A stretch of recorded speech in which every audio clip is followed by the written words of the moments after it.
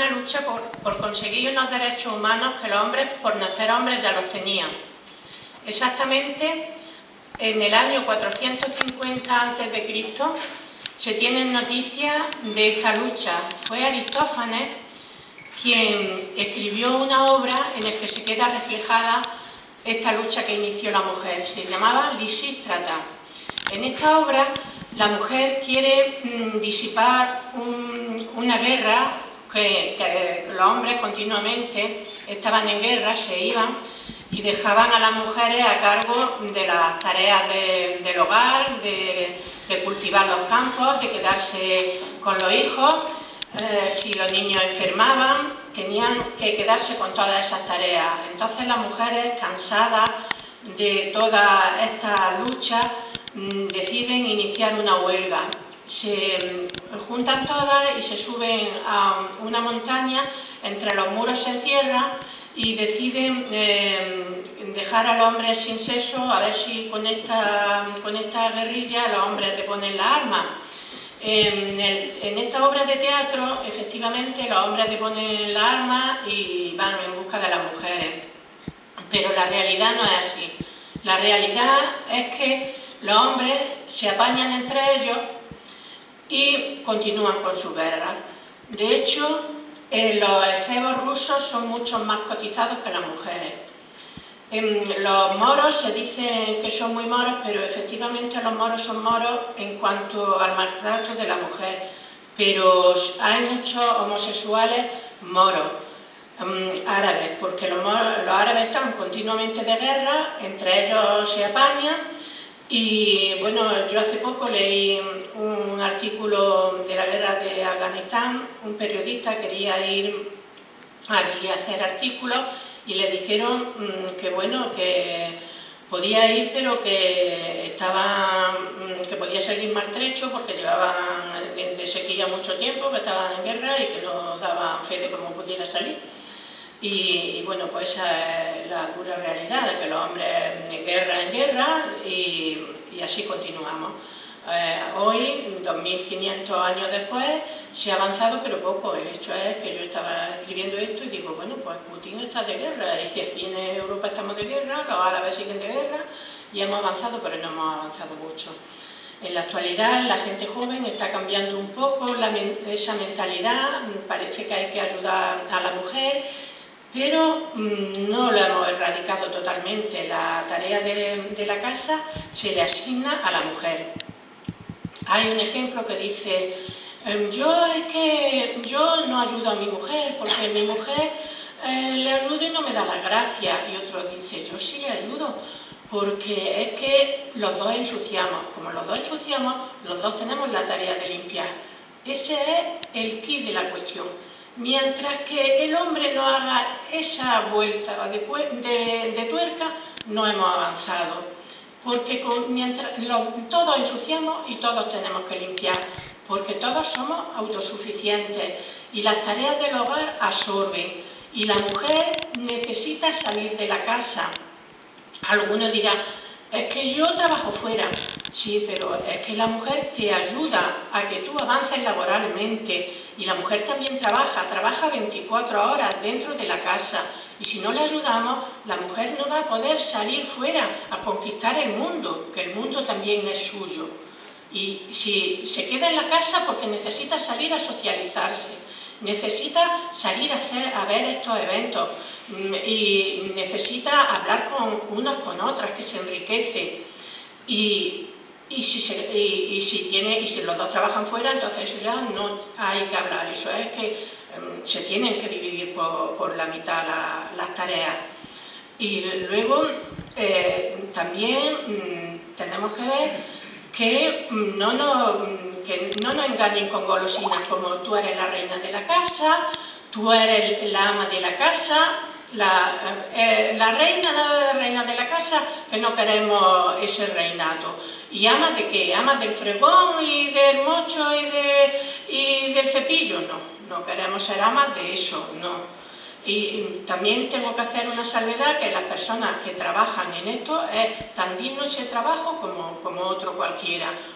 Y también añadir que esto va tanto para el hombre como para la mujer, que mi padre fue el que a mí me hizo con esta mentalidad abierta, y que esta mentalidad abierta tiene que ser tanto para el hombre como para la mujer, que el hombre puede tener esa mentalidad abierta y pasarle esta mentalidad a su hija y a su hijo, y que es necesario este cambio de mentalidad, porque las mujeres han tomado las aulas, las mujeres han tomado los poderes políticos, los poderes administrativos. La revolución femenina es un hecho y no tiene marcha atrás. Es necesario un cambio en la mentalidad del hombre y en el de la mujer también. Nuestras hijas tenemos que pasarle esta riqueza a ellas, hay que pasársela al hombre y a la mujer, a los dos.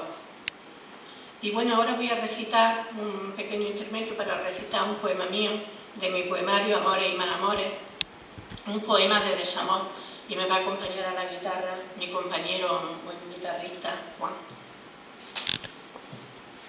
Se me ha pedido la partichera. Tu amor me acercó a la muerte. ¿Cuál vamos a hacer? ¿La fuerte? La fuerte.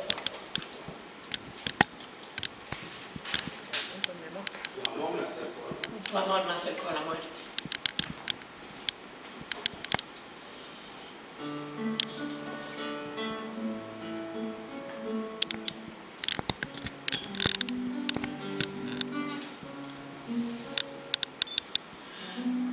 A la sombra de un sauce llorón, cerca de aquel cementerio, el corazón roto de angustia, la brisa helaba mi piel, todo acercó tu recuerdo. Mi primer amor no fue alegre, fue triste,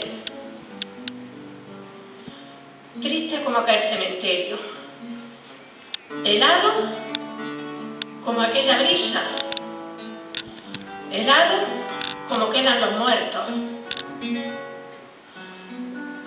Un Adonis tenías que ser, piel morena, pelo negro.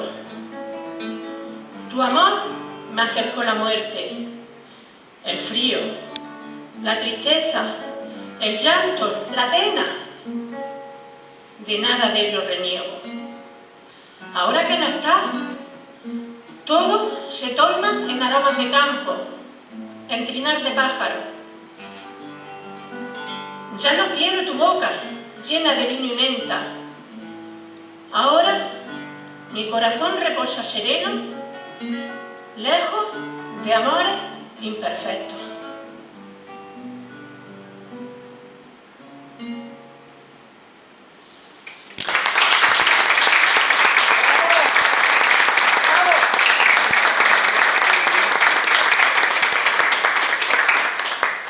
Nos pasamos al 1600 y nos encontramos con María de Zaya. María de Zaya, una escritora con un gran nivel intelectual. Ella nos dice que necesitamos una independencia económica para conseguir nuestros planes, y ella fue una mujer que publicó y publicó con su nombre, que muchas escritoras no podían hacerlo. Ella pudo. Las mujeres podemos hacer cualquier cosa.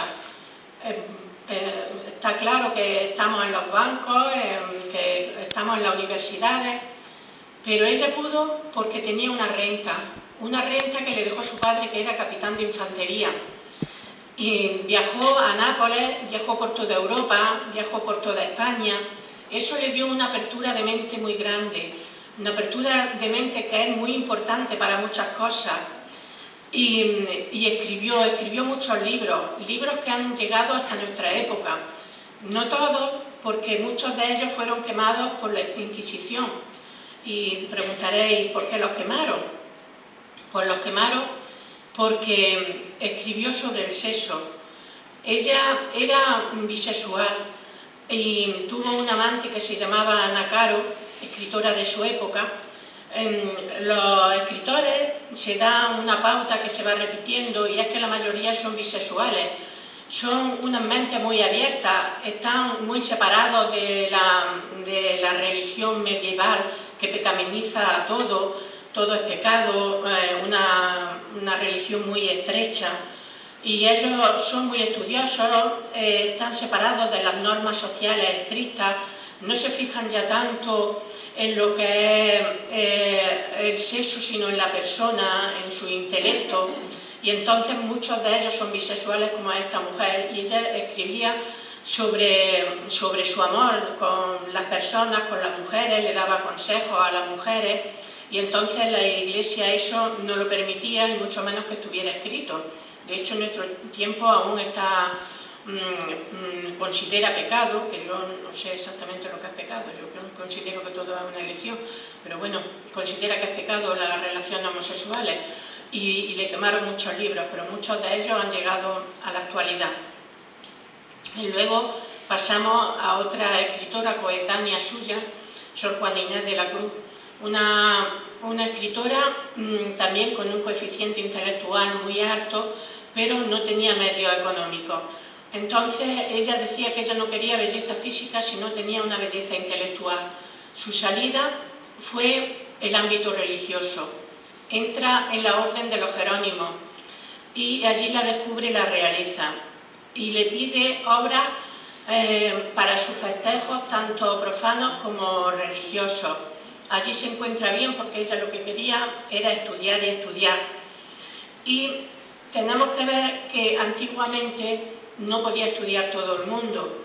Ahora tenemos una oportunidad de oro de poder estudiar, porque en las clases, en los pueblos hay mucha inteligencia y antes se quedaban muchas veces sin poder desarrollarse. Ahora tenemos esa oportunidad de poder estudiar, y no solamente estudiar, sino leer, que es muy importante, porque muchas veces en los libros de texto no está todo, porque están supervisados por los gobiernos, y los gobiernos muchas veces fiscalizan. Cuando hay una guerra, que es lo primero que ha hecho Putin, cerrar todos los influjos del exterior para fiscalizar lo que es la información que les llega. En los libros de texto los intelectuales ponen todo su alma en lo que están escribiendo. Antes, cuando estuvo la guerra de Franco, la gente que quería saber lo que en realidad pasaba tenía que salir de la frontera y comprar los libros fuera de España. En los libros de texto, en esta tertulia que estamos teniendo, se recibe información que no hay en los libros que el gobierno permite que lleguen a los colegios. Por eso, tan importante que se vaya a las cosas culturales que no se le da importancia. Hay una alimentación espiritual que muchas veces es más importante que la del cuerpo, que comemos demasiado, y no le damos importancia, y sobre todo hay en algunos sitios, porque en Andalucía hay muchos agricultores y todavía la cultura no se le da la importancia que se le da. Démosla y pasemos esa información a nuestros hijos. Después de Sor Juana Inés de la Cruz voy a pasar a Virginia Woolf, dos escritoras maravillosas, iconos del feminismo, Virginia Woolf y Simone de Beauvoir. Virginia Woolf, voy por el 1800,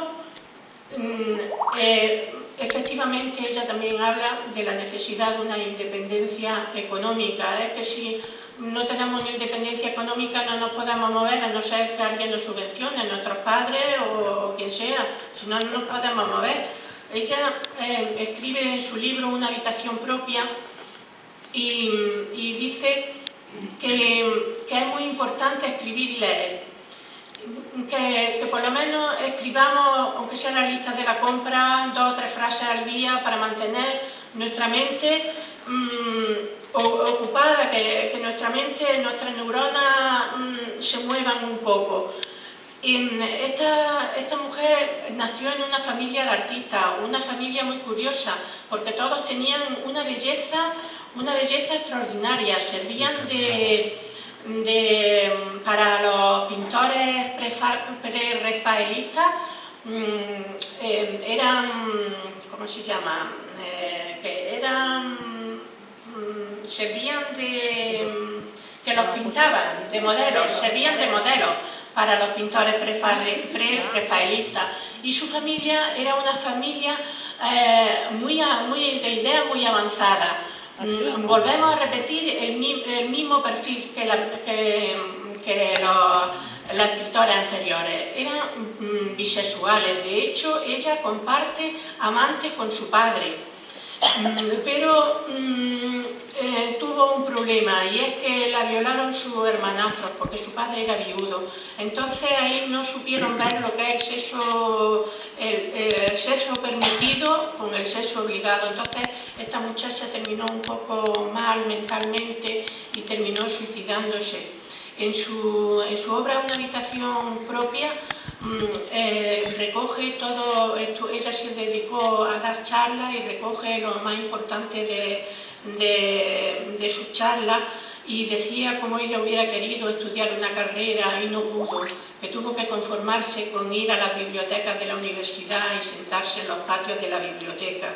Esta mujer era una mujer diferente, y quiero hacer aquí una puntualización. Las personas diferentes no son peores, al contrario. Si nosotros vamos y vemos un rebaño de ovejas y hay una que se vuelve, esa es diferente, pero nos va a abrir paso, va a abrir los barrotes de la jaula, y tenemos que dejar de darle connotaciones negativas a las personas diferentes. Las ovejas negras no son peores, al contrario, la oveja negra la que se vuelve es la que abre paso a las demás. Y dice, no te empeñes en ser como las demás, si tú has nacido para destacar. Eso, decírselo, si alguna hija os sale con un coeficiente intelectual superior, va a ser diferente, y le dices, no te empeñes en ser como los demás, que tú has nacido para destacar, algún hijo, algún nieto, tener eso siempre presente. Eso le pasó a Simone de Beauvoir. Tenía una familia muy conservadora, religiosa, y ella nació diferente, nació con un coeficiente intelectual superior a los demás. Y su familia, como ella no seguía las pautas que le marcaban, fue una niña con una adolescencia atormentada. Para nuestros hijos, para nuestros nietos, es fundamental sentir que son aceptados por la familia. Eso hay que tenerlo siempre muy presente.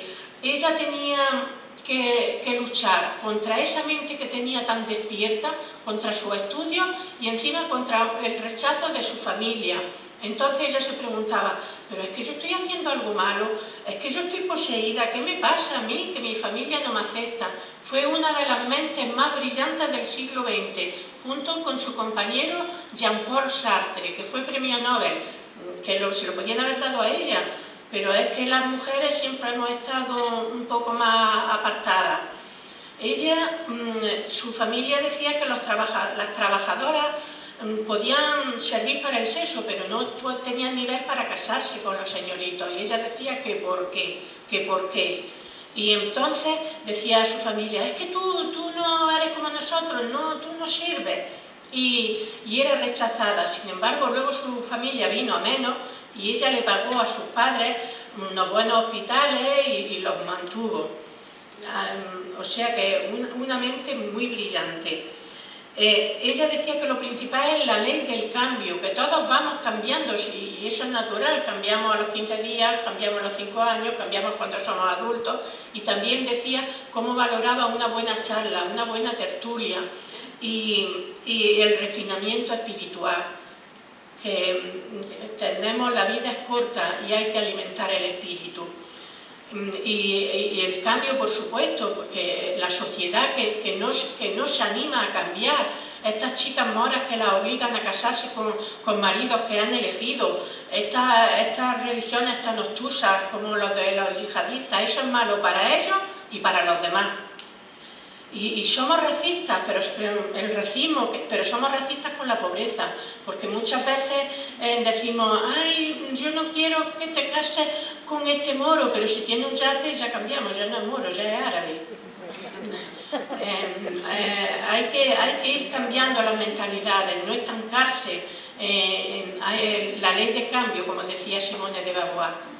Y ahora vamos a hacer una pequeña interrupción y mi compañera Virginia va a leer uno de mis poemas, de mi poemario Amores y más amores, Volar, contigo volar. Claro que sí.